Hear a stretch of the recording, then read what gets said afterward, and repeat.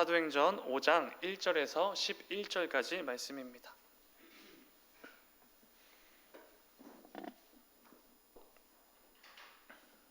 신약성경 193페이지에 있습니다. 사도행전 5장 1절에서 11절까지 말씀. 우리 한 절씩 교독하고 마지막 절은 함께 읽도록 하겠습니다. 아나니아라는 사람이 그의 아내 삽비라와 더불어 소유를 팔아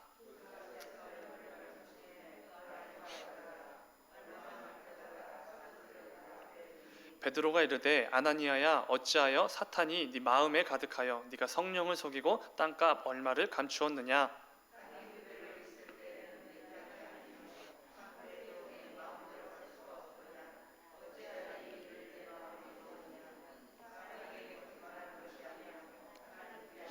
아나니아가 이 말을 듣고 엎드려져 혼이 떠나니 이 일을 듣는 사람이 다 크게 두려워하더라.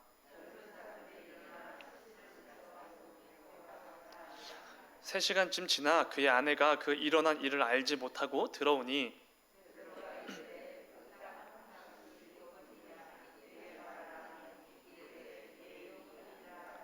베드로가 이르되 너희가 어찌 함께 깨하여 주의 영을 시험하려 하느냐. 보라, 내 남편을 장사하고 오는 사람들의 발이 문 앞에 이르렀으니 또 너를 메어 나가리라 하니.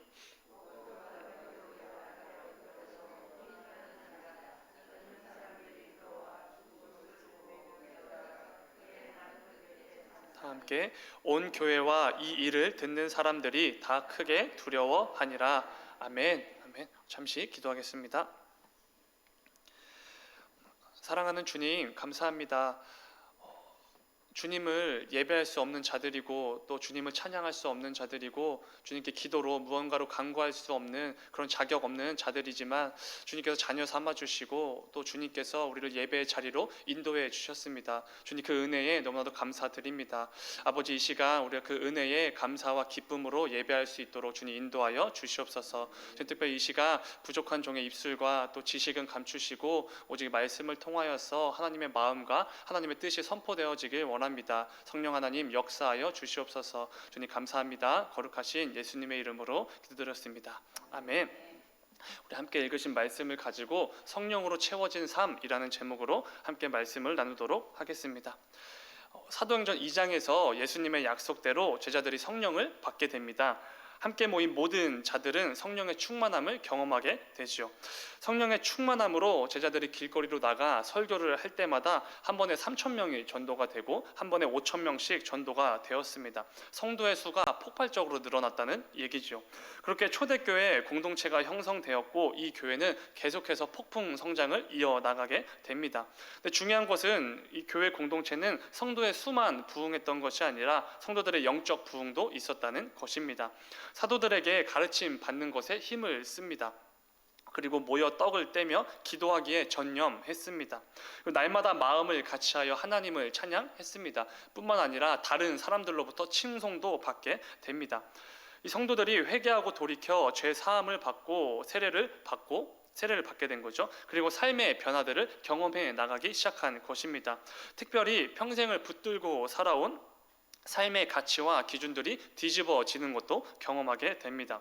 그래서 사도행전 3장을 보면은 개인의 재산과 소유를 팔아서 각 사람의 필요에 따라 나누어 주는 것을 볼 수 있습니다. 이게 어느 정도까지 진행이 되냐면은 사도행전 4장 32절 말씀은 이렇게 말합니다. 믿는 무리가 한 마음과 한 뜻이 되어 모든 물건을 서로 통용하고 자기 재물을 조금이라도 자기 것이라 하는 이가 하나도 없더라. 아멘. 한 마음과 한 뜻이 되어 그 누구도 자기 것을 자기의 것으로 여기는 자가 없었다는 것입니다. 이 정도로 이 교회는 성장하고 있었던 것입니다. 예수 그리스도를 영접하고 복음을 받아들였을 때 이러한 영적 부흥도 경험했다는 것입니다. 뿐만 아니라 사도행전 3장에서는 베드로와 요한은 놀라운 기적을 일으키기도 했습니다. 날 때부터 걷지 못하는 사람을 일으켜 세운 것입니다. 심지어 그 사람이 여기저기 뛰어다니기까지 하지요. 사람들은 베드로를 신의 능력을 가진 사람이라고 여기며 베드로를 주목합니다. 초대교회에서 가장 영향력 있는 사람 중에 하나였던 베드로가 이렇게 유명 인사가 되었다는 것은 초대교회 공동체에게는 굉장히 큰 힘이 되는 사실이었습니다. 심지어 이런 일도 있었습니다. 사도행전 4장을 보면은 베드로와 요한을 어떻게든 법정에 공회에 세워서 무너뜨리려고 했던 세력이 있었습니다. 유대 종교 지도자들이었죠. 그들이 베드로와 요한을 공회 앞에 세우게 됩니다. 그런데 도무지 이들의 죄를 찾지를 못하는 것입니다. 죄인으로 취급해서 형벌을 내릴 만한 건수를 잡지 못하는 것이지요. 결국 베드로와 요한은 아무 일 없이 그냥 조금 경고만 받고 풀려나게 됩니다. 엄청난 역사였지요. 여기까지가 사도행전 4장까지의 내용입니다. 초대교회의 분위기는 너무나 좋았습니다. 이상적인 교회 공동체가 계속해서 세워져 가고 있는 것 같았습니다. 2장에서 4장에 등장하는 초대교회는 분명히 폭발적인 부흥도 경험했고, 그리고 사도들은 기적을 행했습니다. 그리고 유대의 종교 지도자들에 의해 잡혔지만 무사히 풀려나는 역사도 경험했습니다. 이렇게 초대교회는 성령의 하나되게 하심으로 잘 세워져 가고 있는 것 같았습니다.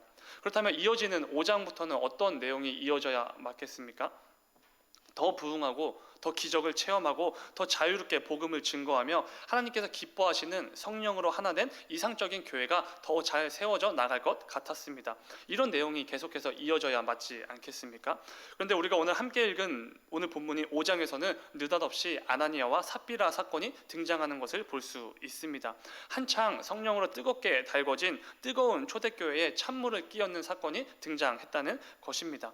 사도행전을 1장부터 순서대로 읽어온 분들은 굉장히 당황했을지도 모릅니다.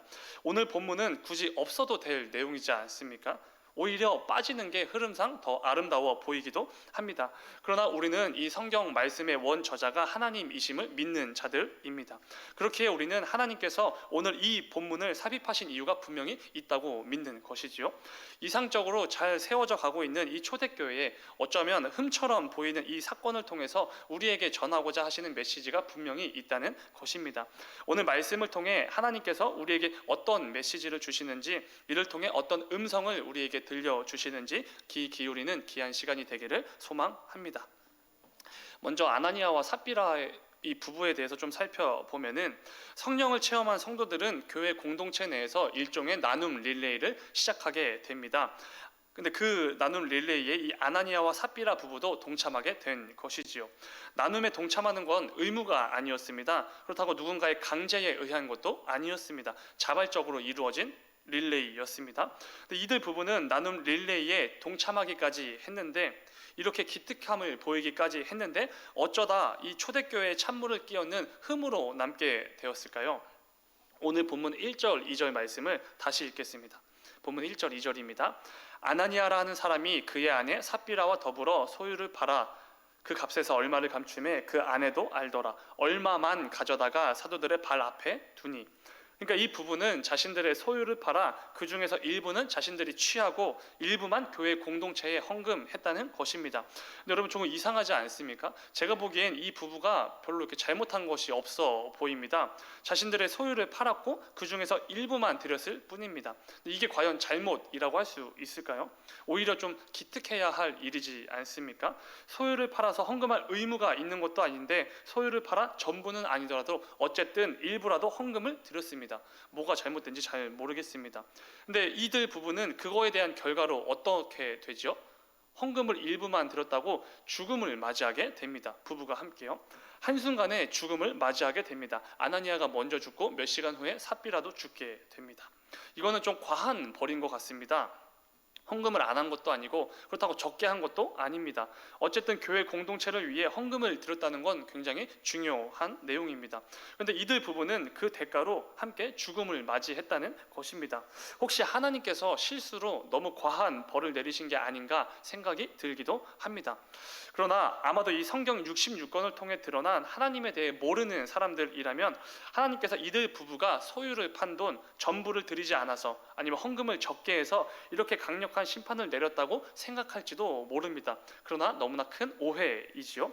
예수님께서는 가난한 과부의 2 렙돈도 누구의 헌금보다 크다고 하셨습니다. 그리고 하나님의 긍휼과 자비와 사랑의 조건은 헌금을 드렸는가 헌금을 안 드렸는가 이걸 기준으로 하지 않습니다. 애초에 중요한 것은 이 아나니아와 삽비라가 죽음을 당한 이유는 그들이 헌금을 드렸는가 안 드렸는가 아니면 많이 했는가 적게 했는가 이런 것들 때문이 절대로 아니라는 것입니다. 본문 3절과 4절을 다시 보면은 이렇게 말합니다. 베드로가 이르되 아나니아야 어찌하여 사탄이 네 마음에 가득하여 네가 성령을 속이고 땅값 얼마를 감추었느냐. 땅이 그대로 있을 때에는 네 땅이 아니며 판 후에도 네 마음대로 할 수가 없더니 어찌하여 이 일을 네 마음에 두었느냐. 사람에게 거짓말한 것이 아니요 하나님께로다. 아멘. 베드로는 이들 부부에게 너희가 성령을 속이고 하나님께 거짓말을 하고 있다라고 강력하게 꾸짖고 있습니다. 그런데 그 이유가 뭐라고 하죠? 감히 성령을 속이고 하나님께 거짓말을 했다는 이유? 3절에 보면은 어찌하여 사탄이 네 마음에 가득하여 라고 말합니다. 그러니까 이들 부부 안에 사탄이 가득하여 성령을 속이려고 하고 하나님께 거짓말을 했다는 것입니다. 결국 이들 부부의 문제는 그 헌금에 관련된 게 아닙니다. 다른 문제가 있는 게 아니라 그 안에 사탄이 가득한 것, 이게 아나니아와 삽비라의 문제였다는 것입니다. 오늘 본문에 등장하는 이 사건이 이렇게 수면 위로 떠오른 이유도, 그리고 하나님께서 아나니아와 삽비라에게 그렇게 강력한 벌을 내리신 이유도 이것입니다. 앞서 나눈 것처럼 초대교회는 이상적인 교회로 잘 세워져 가고 있었습니다. 그런데 여러분, 이게 가능했던 이유가 무엇이죠? 하나님께서 기뻐하시는 교회로 초대교회가 잘 세워져 가고 있었던 이유가 무엇이죠? 그 이유가 사도행전 2장 4절에서 나옵니다. 사도행전 2장 4절입니다. 그들이 다 성령의 충만함을 받고, 아멘. 성령의 충만함을 받고 성령을 체험한 자들에 의해서 이상적인 교회 공동체가 세워져 나가고 있었던 것입니다. 교회 공동체 안에 성령이 가득했기에 이 모든 역사들이 일어났다는 것입니다. 그리고 오늘 본문에 이들 부부와, 그러니까 아나니아와 삽비라와 너무나 대조되는 내용이 이 본문 앞에 있는 4장 32절에서 37절까지 등장합니다. 거기에는 성도들이 자신의 소유를 팔아 헌금으로 들여서 물건을 서로 통용했던 것들, 그 내용이 나오는데 그게 가능했던 이유가 성령의 충만함이라고 말합니다. 그 앞에 사도행전 4장 31절 말씀을 보면 제가 읽겠습니다. 빌기를 다음에 모인 곳이 진동하더니 무리가 다 성령이 충만하여, 그리고 이어지는 42절부터 물건을 서로 통용했다는 것입니다. 초대교회가 폭발적으로 수적으로 영적으로 부흥을 경험하고 사도들이 기적을 행하고 성도들이 물건을 통용했던 이런 이상적인 교회의 모습, 하나님께서 기뻐 여기신 교회의 모습은 성령이 충만할 때 가능했다는 것입니다. 그런데 안타깝게도 그 가운데 성령이 아닌 사탄으로 가득한 자들이 있었다는 것입니다. 아나니아와 삽비라이지요. 하나님께서는 초대교회 공동체가 지금 너무나도 잘 세워져 가고 있음을 아셨습니다. 성령으로 하나 된 공동체가 성장해 가는 너무나 중요한 시기였다는 것도 잘 알고 계셨습니다. 그런데 그것을 깨뜨리려는 아나니아와 삽비라를 반드시 강하고 엄중하게 심판할 필요가 있었던 것입니다. 첫 단추부터 잘못 깨어질 수도 있는 상황이었죠. 이들 부부로 인해 다른 성도들도 성령이 아닌 다른 것으로 가득해질지도 몰랐습니다. 하나님께서는 이렇게 말씀하시는 거죠. 그건 아니다. 그러면 절대 안 된다 라는 본인의 의사를 확실히 보여주실 필요가 반드시 있으셨던 것 같습니다. 결국 이 아나니아와 삽비라 사건을 통해서 온 교회가 깨닫게 됩니다. 본문 11절 말씀을 보면 온 교회와 이 일을 듣는 사람들이 다 크게 두려워하니라. 아멘. 이 사건을 통해 온 교회와 모든 사람들이 분명히 알게 되었다는 것입니다. 하나님께서 원하시는 교회, 하나님께서 원하시는 성도의 모습, 그게 무엇인지를 분명히 알게 되었다는 것입니다. 이것은 결코 과한 벌이 아니었습니다. 하나님께서 원하시는 교회 공동체의 모습, 우리에게 원하시는 성도의 모습을 정확하게 제시해 주셨을 뿐인 것입니다.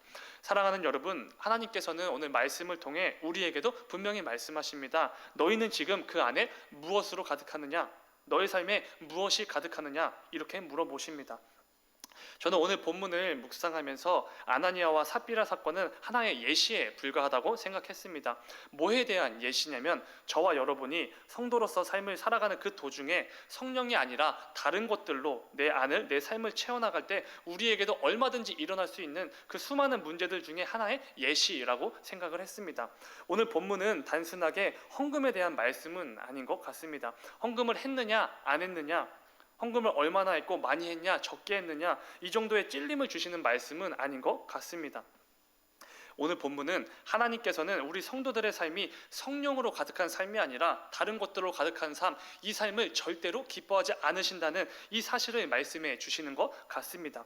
우리 역시 성령이 아니라 다른 것으로 가득할 때 얼마든지 오늘 본문에서처럼 하나님께서 한순간에 죽음에 이르게 하실 정도로 강하게 심판하시고 벌을 내리실 만한 이런 삶을 우리도 얼마든지 살아갈 수 있다는 것입니다. 여러분, 우리가 잘 아는 요나 선지자가 니느웨로 가라는 하나님의 명령에 불순종한 이유가 무엇입니까? 다른 것이 아닙니다. 요나 안에는 하나님께 순종하려는 그 마음보다 민족의 원수에 대한 앙심, 아니면 니느웨로 가면 죽임을 당할 것이라는 이런 두려움, 개인의 신념과 걱정 같은 것들이 더욱 가득했기 때문에 불순종했던 것입니다. 그리고 어제 새벽에 말씀드렸던 사울 왕이 하나님께 버림을 받은 이유도 간단합니다. 처음에 그의 안에 가득했던 겸손과 지혜와 분별력이 어느 순간 없어지고 뭐로 가득했죠? 자기 자신을 높이려는 교만으로 가득했습니다. 욕심으로 가득해질 때 그는 하나님께 버림을 받아 비참한 최후를 맞이했다는 것입니다. 우리 역시 점검해 보아야 합니다. 지금 나에게 가득한 게 무엇인지 점검해 보아야 합니다. 혹시 성령으로 충만해야 할 나의 삶에, 나의 자리에 다른 것으로 가득하지는 않은지 돌아보아야 한다는 것입니다.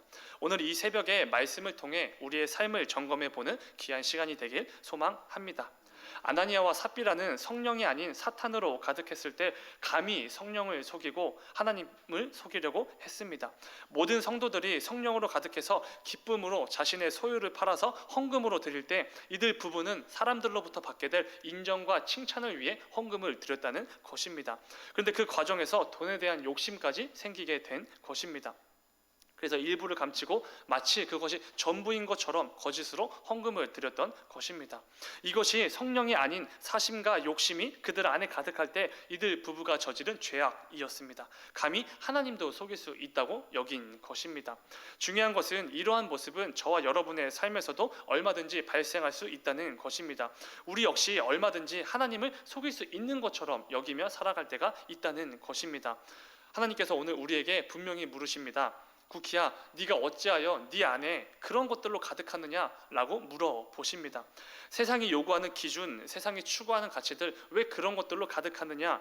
사람들로부터 받을 인정과 칭찬, 부러움의 시선들, 왜 그런 것들로 가득하느냐? 어찌하여 과거에 대한 미련과 미래에 대한 걱정, 현재에 대한 근심들로 가득하느냐라고 물어보시는 것입니다. 사랑하는 여러분, 우리의 삶에는 무엇으로 가득합니까? 혹시 하나님께서 기뻐하지 않으신 그 무언가로 가득하지는 않습니까? 만약 그런 것들이 있다면 이 새벽에 하나님께 구하기 소망합니다. 성령이 가득하여도 모자랄 나의 삶 속에서 그동안 가득해왔던 그 모든 것들을 좀 뽑아달라고 간구하는 이 새벽이 되기를 소망합니다. 이를 통해 나의 삶이 하나님께서 기뻐하시는 삶이 되게 해달라고 기도하는 이 새벽이 되기를 소망합니다. 말씀 맺도록 하겠습니다. 여러분, 혹시 그 구약의 인물 중에서 세상 그 무엇도 아닌 오직 하나님으로만 가득했던 인물을 뽑으라면 누구를 뽑으시겠습니까? 저는 그 다윗이 떠올랐습니다. 이스라엘 역사상 가장 위대한 왕입니다. 그리고 교회 다니지 않는 사람도 한 번쯤은 들어보았을 이름이지요. 다윗. 너무나 유명한 사람입니다. 그런데 그랬던 다윗도 하나님이 아닌 정욕과 욕심으로 가득했던 시기가 있었습니다. 바로 우리아의 아내 밧세바와 간음을 행하고 충신 우리아를 죽인 것이지요. 이것은 말도 안 되는 범죄입니다. 하나님 앞에 씻을 수 없는 죄입니다. 그런데 하나님께서 보내신 나단 선지자를 통해 자신의 죄를 깨닫자마자 다윗은 통곡하며 회개하며 하나님께 살려달라고 기도합니다. 다윗 역시도 성령 충만이 아닌 정욕과 욕심으로 가득했던 때가 있었다는 것입니다. 중요한 것은 다윗이 자신의 죄악을 깨닫고 회개하며 이런 시편을 기록합니다. 시편 51편 11절 말씀입니다. 제가 읽겠습니다. 나를 주 앞에서 쫓아내지 마시며 주의 성령을 내게서 거두지 마소서. 아멘. 이것이 다윗이 밧세바와 간음을 한 후에 나단 선지자가 찾아왔을 때 자신의 죄를 깨닫고 지었던 시편입니다. 첫 번째는 나를 주 앞에서 쫓아내지 마시고, 두 번째는 주의 성령을 내게서 거두지 마소서. 범죄한 다윗이 하나님께 요구한 게 이 두 가지였습니다.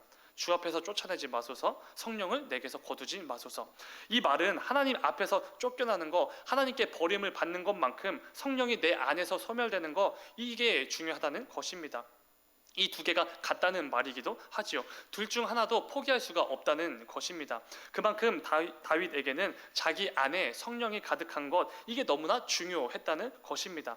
우리 역시 내 안에 성령이 가득함, 성령의 충만함을 놓쳐선 안 될 것입니다. 사도 바울 역시 그 데살로니가 전서에서 무슨 일이 있어도 성령만큼은 소멸하지 말라라고 권면하지 않습니까? 사랑하는 여러분, 우리 역시 삶 속에서 하나님께서 기뻐하지 않으실 만한 것들을 가득 채울 때가 있습니다. 어쩌면 지금도 차곡차곡 쌓고 있을지도 모릅니다. 부디 오늘 말씀을 통해 내 삶을 점검해보고 만약 제거해야 할 것들, 뽑아야 할 것들이 있다면 하나님께 기도로 간구함으로 모두 제거해버리는 이 새벽이 되기를 소망합니다. 이를 통해 오직 성령의 충만함으로 살아가는 성도, 하나님께서 기뻐 여기시는, 하나님께서 흡족히 여기시는 성령으로 가득한 삶을 살아가는 저와 여러분이 되기를 간절히 소망합니다. 잠시 기도하겠습니다.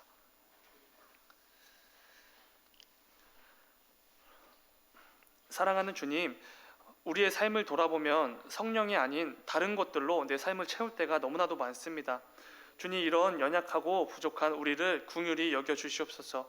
우리의 삶에 성령의 충만함 대신 다른 것들로 가득하다면 그 모든 것들 제거해 주시고 또 뽑아내 주셔서 오직 성령의 충만함으로 하나님께서 기뻐하시는, 흡족해 하시는 성령으로 가득한 삶을 살아내는 우리 모두가 되게 하여 주시옵소서. 주님 감사합니다. 거룩하신 예수님의 이름으로 기도드렸습니다. 아멘.